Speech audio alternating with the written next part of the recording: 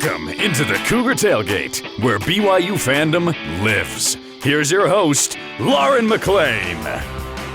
Welcome to the all-new Cougar Tailgate. We are getting back to what we do best, and that's talking all things BYU Cougars. Here's what's coming up on the show today. We're going to chat about our favorite home openers. Former BYU football player Chad Lewis has a favorite, and it's not one he played in. Plus, we'll talk to Jerry Hill of Baylor's athletic department about a potential budding rivalry between the Bears and BYU. But first, BYU is back home, and why we love going to games at Lavell Edwards Stadium. All right, Cleon, what was your first experience at Lavell Edwards Stadium? Well, I was 13 years old. I actually didn't grow up a college football fan. Actually, I was almost 13 years old. I wasn't quite 13. I didn't grow up a college football fan. I didn't cheer for anyone. We moved from Utah to Oregon, and it was the year that BYU won the national title. And one of my neighbors, actually, he was a BYU fan up in Oregon, and he put BYU #1 on his roof in Christmas lights. And so I'm like, that's really interesting. For some reason, back in November of 1985, we traveled back down here to Utah, probably to visit family. As I said, I was almost 13. I remember coming to the BYU game against Wyoming. BYU won 59-0 in that game. I bought a T-shirt that said, "Here we go again." It had BYU schedule on it. And I was just sold on college football. It was so exciting to be at that game. And in my 13-year-old mind, I just thought, oh my goodness, BYU won 59-0. That's how they should win every single game. Yeah, I learned a lot since then. But anyway, it was just so much fun to go to that game. And that's what, as I said, that's what really sold me on college football. By the a quick aside, I loved coming down here when I was a student, not a student at BYU, but a student other places, coming down for Friday night General Conference weekend to watch BYU. Usually play Utah State, but BYU play the Friday night football game. I always loved that. And the other thing I loved about coming to I'm a big Star Wars fan, and coming to Lavell Edwards Stadium the first time, then Cougar Stadium, and the band played the Imperial March. I'm like, oh, I love this. This is great. So that was my first experience, and maybe some subsequent experiences there at Lavell Edwards Stadium. This is better than Disneyland. I would love if BYU football won 59-0 every single game. Actually, no, I wouldn't. No, we need some good competition. We do. It'd get a little boring. I remember my first experience. I was just a young girl. I was probably about 10 or 11. We'd watch. And which is funny because I grew up in Pleasant Grove, Utah. It's about 15 minutes outside of Provo. I had watched so many games on the TV with my mom and dad, but I don't remember. That was like my first memory of actually going to a game. It was really hot, so I'm pretty sure BYU was playing an FCS opponent because there were a million little kids there. You know how with those FCS opponents, they let like all the little kids, people bring their families because it's a game that doesn't really matter very much. But I loved it so much. Ben Cahoon was the wide receiver. I remember hearing his name a lot. So we had a really funny story. So we had a Ben Cahoon in my ward growing up, and not the same Ben Cahoon, by the way, that was the wide receiver. But he would have this guy in our ward come up to him every week after a BYU football game and be like, "Oh, good game." And the Ben Cahoon in my ward just went along with it. And I thought it was the funniest thing in the world. No one explained to this other guy in my ward, or maybe they did and he didn't comprehend it. I don't know. Like, hey, this isn't the same guy. This isn't the same Ben Cahoon. That is a unique name, though, to have another one up in Utah County. But the guy just totally owned it in my ward. He's like, oh, yeah, I did have a great game. But that's what I remember about that time, and I loved it. But I remember Lavell Edwards Stadium. It just felt like home. My parents grew up in Provo, so they grew up big BYU fans. I always heard about BYU growing up, and so going to Lavell Edwards Stadium, I was just like, this is where it at. This is the place, Cleon. That's how I felt. Let's talk about the best home openers in BYU history. Let's start with the most recent. 2021, BYU won 26-17 against the Utah Utes. Hall goes shotgun, takes off, throws for the end zone. It is caught in the end zone! Left side of the end zone! The former Ute, Samson Nakua, for the score! I think for me, Lauren, the most satisfying about that game was just relief. The losing streak to the University of Utah was over 9 games BYU had played against the University of Utah, and it was finally over. I'm not sure this is my favorite one, but I would have to say it's just one of relief where I'm just like, thank you. Thank you. It wasn't the greatest game in BYU history, but thank you that the streak is over. It has to be up at the top because BYU had lost 9 in a row. And what I really loved about last year's game, Cleon, is most of the games against BYU and Utah are very close. They come down a lot of times to the very last play. This one was not like that. BYU, it was a good game, but BYU had it in hand. They controlled the game the entire time, and so you weren't like on the edge of your seat. You were on the edge of your seat. I was going to say, anything can happen. Yeah. I always expect Utah to make a comeback even when BYU's up. Absolutely. Anything can happen, but I just love BYU kept a nice little cushion the entire game. They came out on top, and man, it just, like you said, it was a relief. I loved it. Let's go to 2015. BYU 35, Boise State 24. Pressure from behind. Mangum flips it into the end zone. We've seen this before. Touchdown, BYU! And that's where Mitchell Juergens caught a touchdown pass to put BYU up with, I want to say it was about a minute left in the game. Here's what Mitch Juergens had to say about that game-winning catch. I honestly didn't think the ball was coming to me. I've kind of talked about this, and so when Tanner lobbed it up to me, I just knew I had to make a play. And when I jumped up and caught it and then came down, it took me until I was on the ground to realize, hey, I still had the ball in my hand.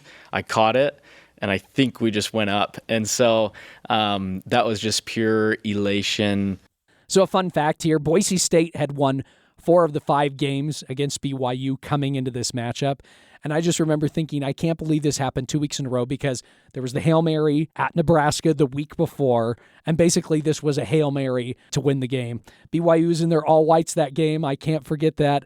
Not my favorite look, actually. I know some people really like the all-whites. I'm not a big fan of the all-whites, but it was still memorable to see that. That's how I remember that game, is the all-whites, the Hail Mary, and then it's memorialized in the BYU bookstore. So, yeah, I'm old. I call it the bookstore stuff. They call it the Starman. Mitchell Juergens, do you remember he pops up and does the star move? Yeah. I was on the sideline for that game, and there was just magic in the air. Coming off of that Nebraska Hail Mary, another Hail Mary from Tanner Mangum to Mitchell Juergens. We're like, is this guy for real? We were just thinking Tanner Mangum was it at that moment. You know, it was just so much fun to be at that game. So I loved that one. Let's go to 1996. BYU beat Texas A&M 41-37. Yeah, former BYU tight end Chad Lewis says the team was fired up coming into this game because they didn't go to a bowl game the year before. We were ticked that we didn't go to a bowl game. We had 7 wins, so 6 wins is bowl eligible. We had 7. Let's go! And the fact that BYU chose not to that year, it hurt us.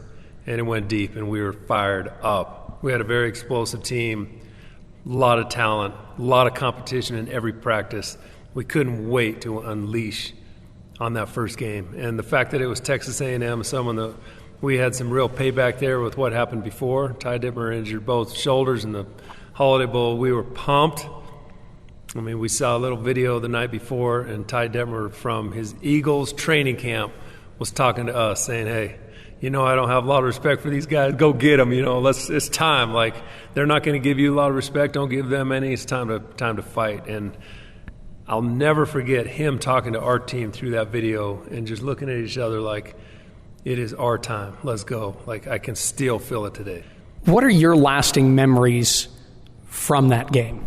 Steve Sarkisian throwing a perfect pass in man-to-man coverage to KO to win the game. Deep ball, touchdown, BYU leads. Levi Kealaluhi, the KO punch.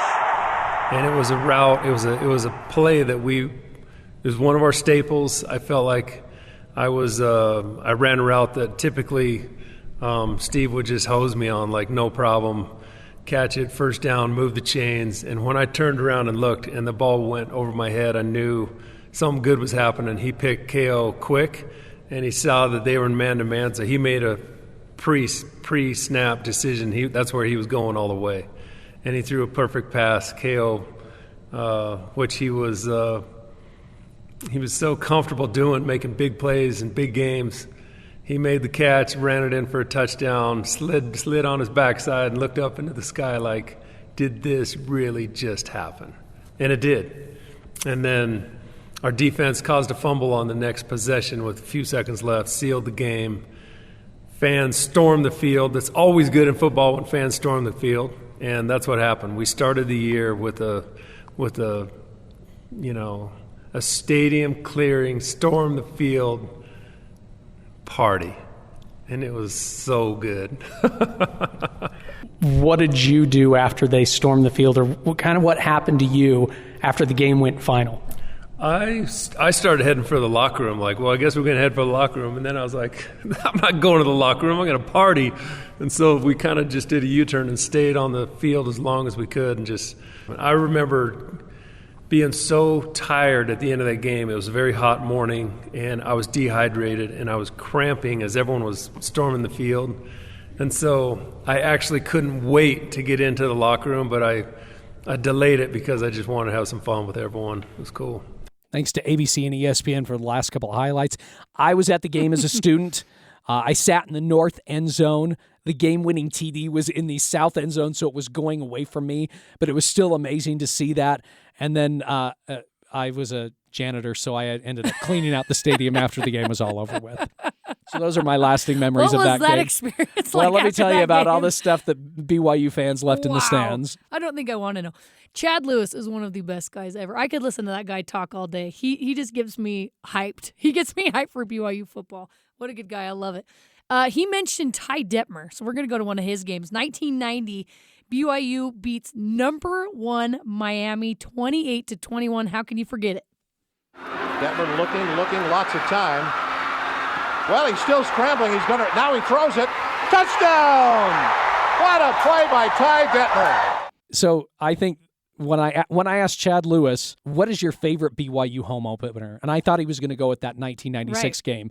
And he said, that 1990 game between BYU and Miami. And I said, really? And he goes, yeah, because I was a fan and I was in the stands watching the game. And it was like, he told me like a month or two before he went on his LDS mission. And he said, I just remember being there, and that just got me so excited for BYU football for when I was going to come home from my mission. So that was his vote. Me personally. So he was already committed to go to BYU at that time. I believe he was. Anyway, so that's what pumped him up. He grew up here in Orem, and so that's what pumped him up. Me, myself, yes, I'm old. I was actually watching the game from my parents' home in Oregon on ESPN. I remember celebrating, and I was so happy. And we also had a steak dance that night. And I remember going to the dance that night and dancing, but all I could talk about was the BYU football game that night. Not a better way to celebrate than going to a steak dance after. So glorious. How can you not remember that game in 1990 if you were old enough to remember it? Oh, thanks a lot, That was Lauren. the year. Wow, if you're old enough to remember half it. the people listening now were, and it's awesome. That was the year Ty Detmer won the Heisman Trophy. So just a glorious, glorious season for BYU. Couple of honorable mentions. Let's get to this. 2013, BYU beats Texas 40-21. That's when Taysom Hill runs for 259 yards and 3 touchdowns. This was one of my favorite games because I just knew Taysom Hill was special, but it was really those games against Texas that just put the stamp on it. It put the seal on it. Like, Taysom Hill is a special player. 2001 was special for me. BYU beat Tulane 70-35. Gary Crotton's first game, my first game on the BYU broadcast. So it was a lot of fun. Even though the game lasted forever, it lasted, I swear, 4 hours because no one played defense in that game. Who needs defense when you got good offense? Exactly. 1999, BYU beat Washington 35-28. Chris Hale catches the game-winning pass from Kevin Federick. You know why that game means something to me? I actually interviewed Chris Hale a couple of years after that because his dad used to be the athletic director at BYU, and then he was let go. But Chris was still an athlete. And so I talked to him about that game-winning touchdown, what that meant for him, and then also what it was like still playing for BYU even though his dad wasn't there anymore. So that one always has a special it's special for me because I remember not only that game, but a few years later when I got to interview Chris about that experience, about winning the game and what it was like being at BYU now that his dad wasn't here anymore. I love that. That is special. And then let's do arguably the best season in BYU history, 1984. BYU beats Baylor 47-13 in the national championship season. I don't remember anything about that game. Well, I wasn't born. Yeah. But I'm sure it was glorious. And there you go, ladies and gentlemen. Up next, Baylor Athletics Director of Sports Journalism Jerry Hill joins us to talk his thoughts on the Big 12 matchup of the year. This is Cougar Tailgate.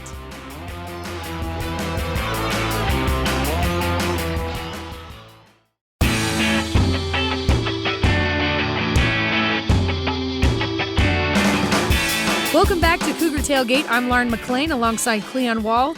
He's been at Baylor Athletics for 14 years and is the director of sports journalism, and he's about to drop some serious Baylor Bears knowledge. Joining us now is Jerry Hill. Thanks for coming on, Jerry. Thank you. Appreciate it.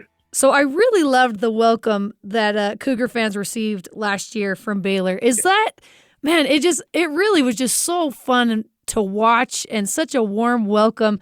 Is that something that Baylor fans always do, or was it just because they knew BYU was entering the Big 12? I think it was very intentional. I will say they're not always that welcoming to visitors. Like particular ones kind of get under their collar. TCU is one in particular. A&M back in the day, and certainly Texas. But TCU, there's a little bit of a bitter rivalry there. But yeah, I think with BYU, even around the community and stuff, I think there was very much an intentionality to, hey, let's make sure make these guys feel welcome. We want to welcome to Texas. We want to welcome to the Big 12. So I do think it was intentional, but I don't see any reason why, maybe it will develop into more of a heated rivalry or whatever. But I think for the most part, this should be, more of a friendly rivalry, I would say.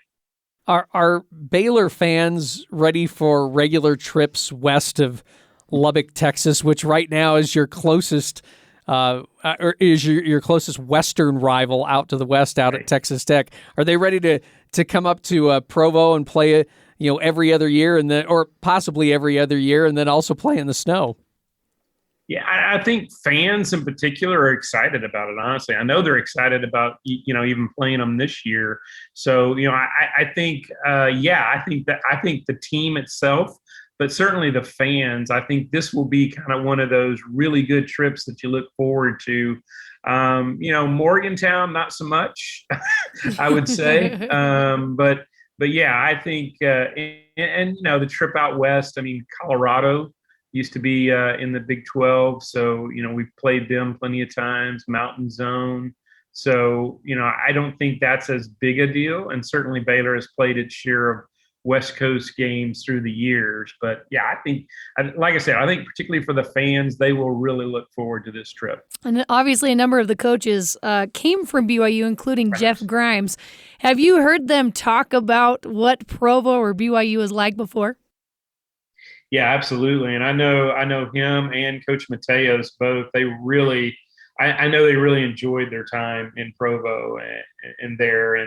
And obviously had some success there with the offense and stuff. So yeah, and they speak very highly of their time at Provo and with the BYU program. What impact has Jeff Grimes had on this Baylor program? I know it's only been one season, but man, they really improved from 2-7 to 12-2. Yeah, it was dramatic. Obviously, for whatever reason, it just didn't work with Larry Fedora the year before. That was Coach Aranda's offensive coordinator his first year. And obviously there were a lot of reasons behind that with COVID and not having a spring ball with a new coach and all that. But Coach Grimes, Coach Mateos, and some other changes as well, they just made a huge difference. The offense went from just not very good to, I think, one of the better kind of balanced offenses in the country. You mentioned head coach Dave Aranda. He won a national championship with LSU, comes to Baylor, goes 2-7 his first year, then to a 12-2 record, a conference championship, and a Sugar Bowl victory. From your perspective, how was he able to turn things around so quickly? I know you mentioned the offense and Jeff Grimes, but how else was he able to do that?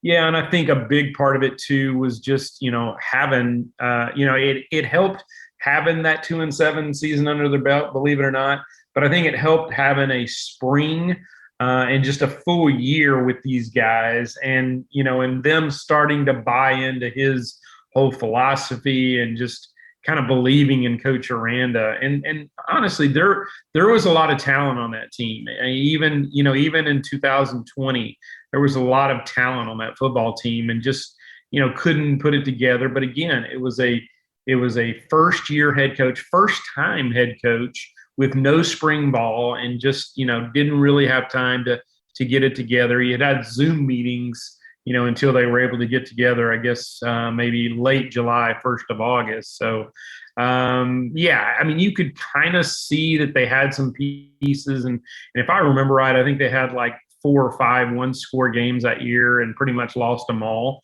They won one. They won a game against K-State, but that was it. So, I think you kind of saw at different times, even during that 2020 season, that this team, could be something. And then I think as much as the offense, the defense made huge strides too. Ron Roberts' second year, and I think that paid dividends, that there was some, continuity on that side. And those guys in that second year in the system made a huge jump. And had 3 guys drafted in the first 3 rounds off of that defense. So, like I said, I think you could kind of see the pieces. I don't know that anybody predicted 12-2, though. Yeah, I think you have to look at where the program was before he came in. Like I said, it was down and out. There were a lot of people that thought the private schools had some decent runs before that, and that includes, Rice, SMU, TCU. This was back in the Southwest Conference days. And a lot of people thought the private schools were just kind of dying out. I think it was Texas Monthly even that had like a picture on its cover of a coffin with all the private schools in it, So that was kind of what he walked into. And there were like, I don't remember how far down the list that he was. But actually a guy named Rudy Feldman, who had been the coach at New Mexico, he took it for a day and turned around and left the next day. He literally had the job for a day. And I guess he took a look at it and decided, I think I'm better back in New Mexico. So that's what Grant was walking into. And I think just the fact that he's stuck around too, he's still in Waco.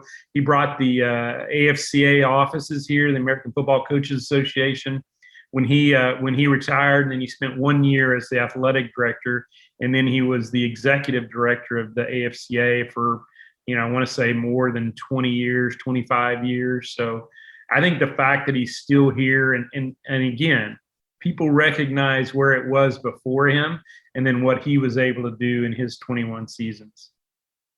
It's mentioned in your bio on Baylor's website that you love getting to know the stories of the athletes. What's one of your favorite stories about one of the football players for this year? Yeah, I think probably Dylan Doyle is one of my favorite players on this team. He's a transfer from Iowa. Grew up in Iowa. His dad was the longtime strength coach there. And after his second year at Iowa, he had redshirted a year, and then he transferred here and got here, really late, like late August of that first year, 2020, with Coach Aranda. And, and obviously he's started every game since he's been here. So he's made a big impact. And now I think he's going to make an even bigger impact because he's the defensive leader, I think. He's the guy that everybody's going to listen to. He's the middle linebacker. He's going to be calling a lot of the plays and really kind of, the ringleader over there. And he's just sharp. I mean, he was up at Media Day, a Big 12 Media Day, and just really kind of blew everybody away. He was, how eloquent he was, and just how comfortable he was too. So Dylan's just kind of a fun one to be around. And, I get to know some of the players, kind of on a, personal basis. And he's one of them in particular that I've really gotten to know over these last 2.5 years. You mentioned that Baylor doesn't particularly like TCU. And some of the other teams there. Let's put it mildly. And we're just being nice. I will say it's vice versa, too. And I love that, right? That's what makes college football fun. With BYU entering the Big 12, what would you say is one of the number one things that they should know coming into this thing? Yeah, I think they're coming into a really good league. I mean, I know they're, the league is losing 2 of its, kind of name brand programs with Texas and Oklahoma. But then I think when you look at the ones coming in, including BYU, but with Cincinnati, with Houston, with UCF. I think this is going to be certainly one of the most competitive leagues, but I think it's a fun league too. An interesting, kind of footprint all over the place. But I think it'll be fun. You go from, Florida to West Virginia out to Utah. I mean, I think it's going to be a really fun league. And, as far as what to know about, different programs and stuff, be careful when you go to Lubbock. I don't know if you guys have talked to them yet, but the students in particular can be really rough there. And they throw tortillas on the field. So that's an interesting place, Lubbock. So that's always, and it was kind of nice. Baylor had a series with them that we played in the Dallas area for like 10 years, maybe longer. Most of it being at AT&T Stadium, but actually one of the games was at the old classic Cotton Bowl. So that was fun. And plus, you didn't have to go to Lubbock every 2 years. So, but yeah, I mean, there's all the places are fun to go to. Oklahoma State's another one that the fans are literally right on top of you.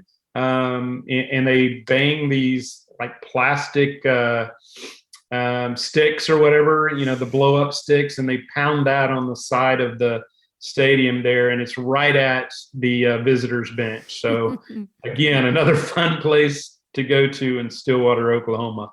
Oh, I love it. Well, I can't wait. And thank you so much for coming on with us. We're talking to Jerry Hill. He's the Director of Sports Journalism for the Baylor Bears. And thank you so much for taking the time with us. Guys, I appreciate it. Look forward to seeing all y'all. And that does it for us today. Thanks again to Jerry Hill for coming on the show with us. You can join the Cougar Tailgate wherever you get your podcasts on Apple, TuneIn, Stitcher, Spotify, or on BYURadio.org. Cougar Tailgate is a production of BYU Radio.